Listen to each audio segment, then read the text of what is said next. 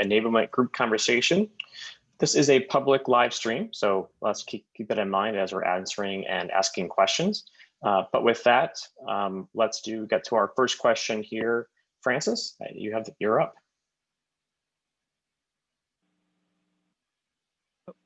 There we go. Hi. Yeah, Josh, terrific set of slides. Really excited to see all the work that you guys are doing, and especially a lot of the progress on performance on GitLab.com.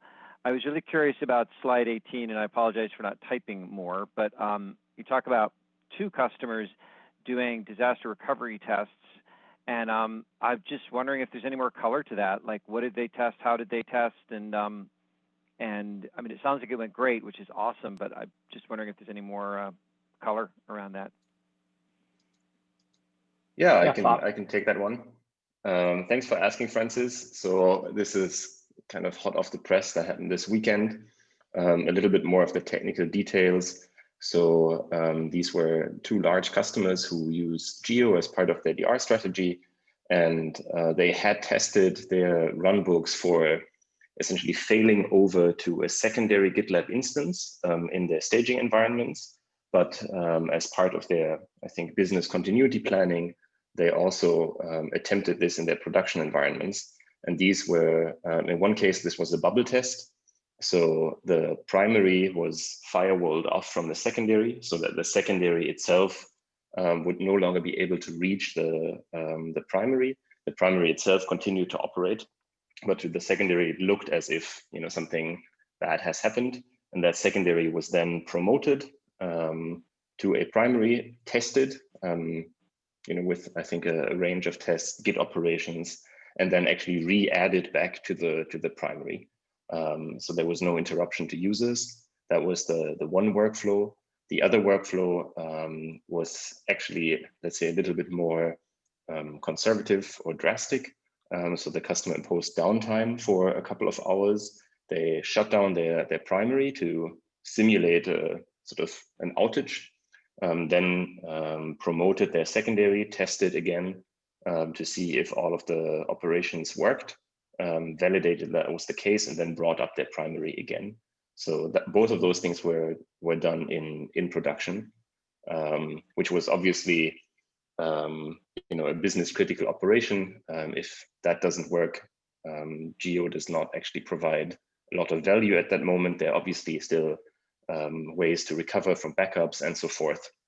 But that's that. And in terms of the installation, these are not single node installations. So a single GitLab instance on a server. These were scaled architectures, a little bit similar to some of the reference architectures. So with different nodes on both sides. So it involved a variety of operations.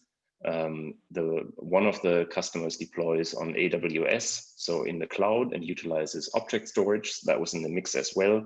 An external Postgres instance that was managed by AWS, and the other instance, this was fully on-prem with only the GitLab services. So as far as I'm aware, no object storage, an omnibus managed GitLab, Postgres.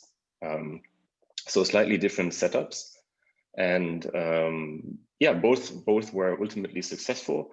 This took actually a bit of prep work. So a huge shout out to the Geo team and the engineers working on this, but also to the support engineers who helped the customers ahead of time review their runbooks just to make sure that their processes, are adequate, that everything is covered.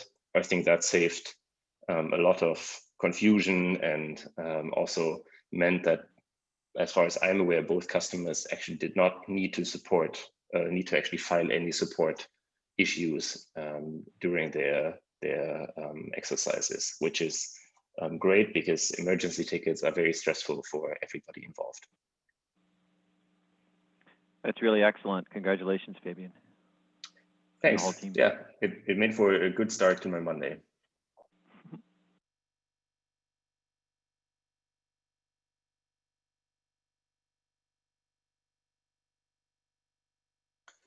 All right, awesome. Thanks for the question. Sid, I think you have the next one. Yeah, thanks. Thanks for the great presentation. We're talking about net new free instances.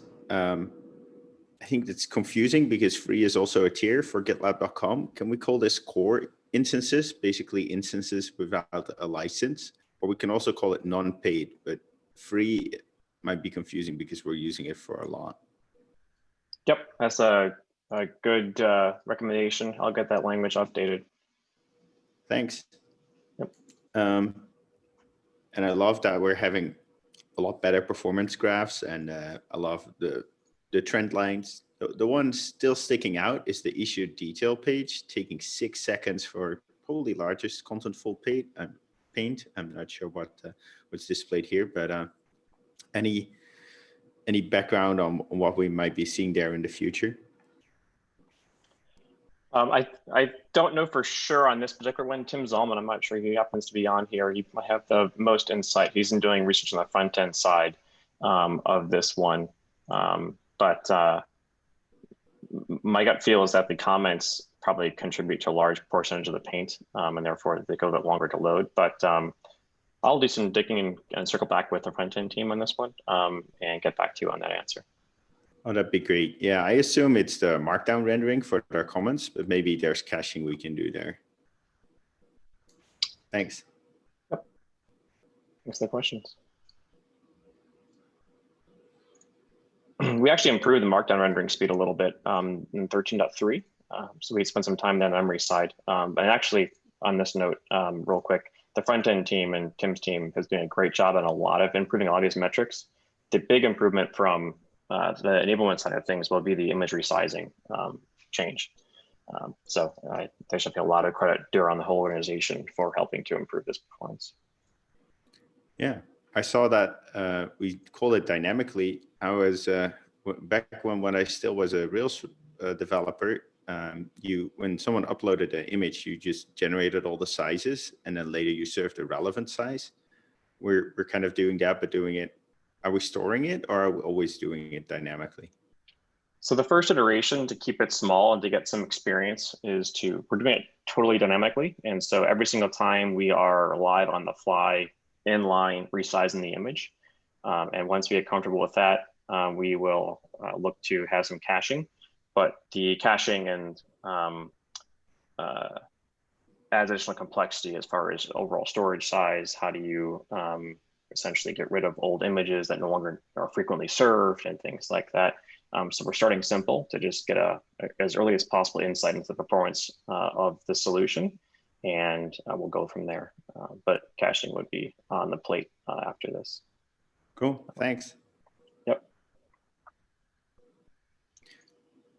Josh, I think I'm up. Quick question. I know we've been working with Badami on the Azure pieces. Just interesting, your points. Sorry, this is different marketplaces that we want to be listed. Seeing Red Hat now rolling out a marketplace, VMware rolling out marketplaces. I suspect this will kind of continue. What's anything you're hearing from customers? Any feedback? What's your all's thinking as that continues to multiply the number of places and ways that people like to consume GitLab? Yeah, I think I'll answer first, and then Larissa, please also add what you're seeing as well.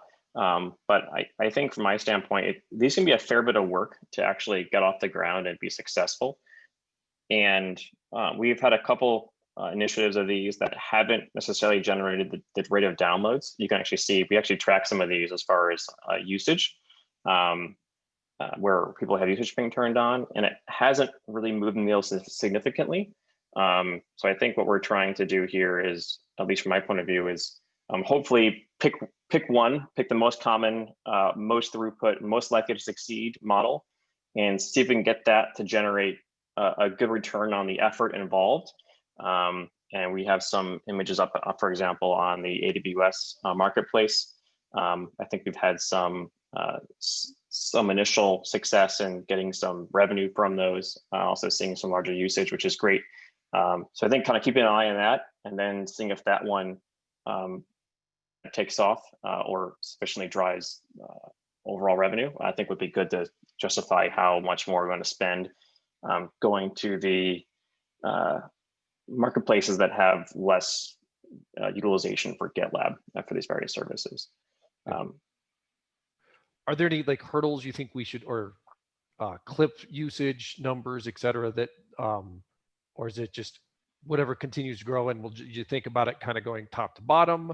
Just anything else that we can get you, say on the alliances team data that you guys like, you know, what would actually really help us is if we had X, and I actually don't know what that is. So that was kind of part of the other question. Maybe we can help continue to think about for you. Yeah, so I think one thing would be just seeing in the net new installation, which we're talking about here, seeing some of those marketplace options continue to see increased usage. And so ways we can market those or otherwise help get the word out so we see more traction on them. But the other option, I think, we're also seeing some of the sales opportunities that are coming through. I think we've had a couple on the sort of the private offer or purchasing through these marketplaces. And you know, that is a big driver of why we want to try and do these as well. And so I think maybe I don't have a great handle on the latest on those. So maybe having a better idea of like what we're seeing there and the throughput and opportunities and sales would be quite interesting to see. Okay. I think I can work on those. I don't know if I can get it as cool a dashboards as you all have, but Yeah. I'll loop back with you and Lewis and get that data. So we have kind of both the downloads and the revenue numbers on those. Yeah, that'd be great. And yeah, I think we can monthly or quarterly would be fine. I don't think we need it daily. Larissa, did you have any other thoughts there? No, I think you captured everything that I would have said. I would be really interested in the revenue numbers because we're just looking at pure installs using those images, and it doesn't look like a lot, but I have no idea what the revenue numbers are. Good, got it to do. I'll jump on it. Thank you. Thanks. Thanks for the question. Josh, I think Tim joined and may want to contribute to the performance question. Oh, awesome. Yes, I joined late, but I just saw your comment, so I'm more than happy to add a little bit more story behind the question. And I'm more than happy to extend the discussion tomorrow in the dev group conversation, which is like, come also everyone to the group conversation tomorrow. What we found was, and I'm happy to post a video in the next step, which is showing in slow motion the loading and the setup of the page, is that we were doing, due to the real-time updates, we were updating the description in the background, which was not visible to the user, but the browser was still updating it in two different formats. So that is something we just fixed, and we hope that we have it soon on production and also in the measurements, because one state was sent through our purification library that is basically securing the content for display, and the other one wasn't, but was it at another point. So in the background, the HTML attributes and the HTML DOM was looking differently. So the browser said, oh, that looks differently, and was updating it way later. But in the video, you can see quite clear, and that was the mysterious thing for us, was already at like 2 seconds, 2.3, you were already had the main content on the screen rendered so that it was visible. And then only 3.5 seconds later, we actually had the count of the largest contentful paint, which is something the browser says, what is the largest element that I'm painting on screen that I'm updating, and what was the latest point in time? And that actually happened, but it's not visible to the user. It only happened in the background. And we have fixed it now, and we have a lot of other improvements that we also found, some recalculating of styles and loading stuff earlier that are now coming step by step into production, and hopefully will push that quite a lot. And overall, it has in absolute numbers, the issue detail page has, I think, already an improvement of 1.5 seconds from the start of the quarter. And that is something that we and especially the plan front-end team is heavily focused on. And more tomorrow in Dev's group conversation. Great. Thanks for that background, Tim.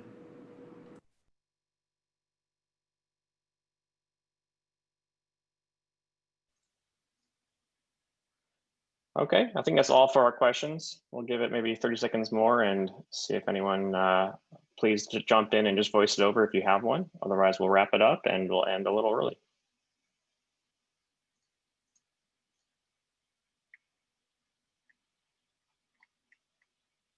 Josh, I'll add my comment to the GC doc, but I wanted to thank you and Andrew for starting up the category direction page for GitLab.com.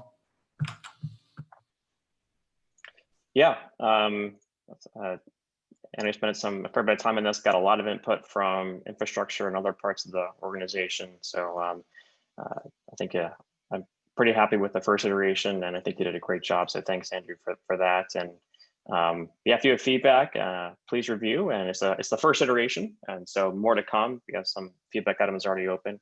Yeah, I think it's exciting to have a written down strategy for GitLab.com, and we can go from here. Thanks, Anoop.